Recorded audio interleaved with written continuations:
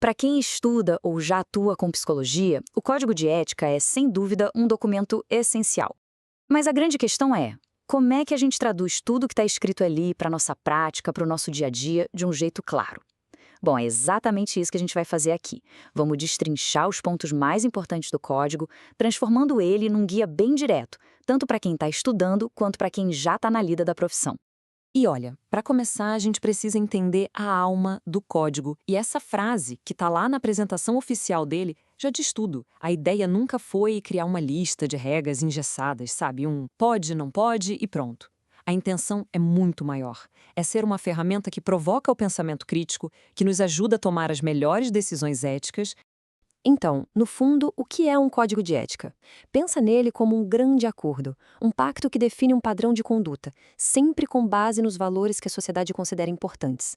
A missão dele é bem clara: garantir que a prática da psicologia seja algo que fortaleça a confiança das pessoas e o reconhecimento da nossa profissão. Para nossa conversa ficar bem organizada, a gente dividiu tudo em 5 partes. Primeiro, vamos entender o propósito do código. Depois, mergulhar nos princípios fundamentais. Em seguida, ver os deveres, o que é proibido e, para fechar, as regras de aplicação e as consequências para quem não segue o código. É um mapa para a gente não se perder. Começando então pelo começo, o propósito. É super importante a gente saber que esse código, que é de 2005, não nasceu do dia para a noite. Ele foi todo construído de forma democrática, sabe? Para estar alinhado com os valores da nossa Constituição de 1988, a Constituição Cidadã, e também para conseguir acompanhar as mudanças da nossa sociedade e da própria psicologia. Agora, a gente chega no coração do código, os 7 princípios fundamentais. Pensa neles como os pilares, a base que sustenta toda a prática da psicologia. Eles são a nossa bússola ética, não importa a área em que se atue. Vamos passar por cada um. O primeiro é o respeito básico aos direitos humanos. O segundo é o nosso compromisso em promover saúde e qualidade de vida. Terceiro, ter responsabilidade social, sempre com um olhar crítico para a realidade. O quarto é a obrigação de nunca parar de estudar, de se aprimorar. Quinto, o dever de levar o conhecimento da psicologia para todo mundo. Sexto, defender a nossa profissão, não deixar que ela seja desvalorizada. E, por último, o 7º princípio, que é fundamental, estar sempre atento às relações de poder e como elas afetam nosso trabalho. Ok, com esses princípios em mente, a pergunta é: como isso vira prática? Como isso sai do papel e vai para o dia a dia? É aí que entram os deveres fundamentais. A próxima sessão mostra exatamente o que se espera que um profissional da psicologia faça. O artigo 1º é bem direto ao ponto. É nosso dever conhecer o código de cabo a rabo, claro, e atuar somente naquilo para que a gente tenha capacitação técnica e teórica. E, claro, prestar um serviço de qualidade. Mas vai além. Também temos que agir em emergências, ser transparentes com quem atendemos, colaborar com colegas de outras áreas e, um ponto crucial, proteger a profissão, denunciando quem exerce de forma ilegal. Bom, se a gente já entendeu o que deve ser feito, agora é hora de entender o que de jeito nenhum pode ser feito. Vamos falar sobre as proibições, aquelas linhas vermelhas que um profissional jamais pode cruzar. A pergunta aqui é bem simples e direta. O que é que o código proíbe com todas as letras? O artigo 2º vem justamente para responder a essa questão. Aqui estão alguns dos limites mais claros da nossa profissão.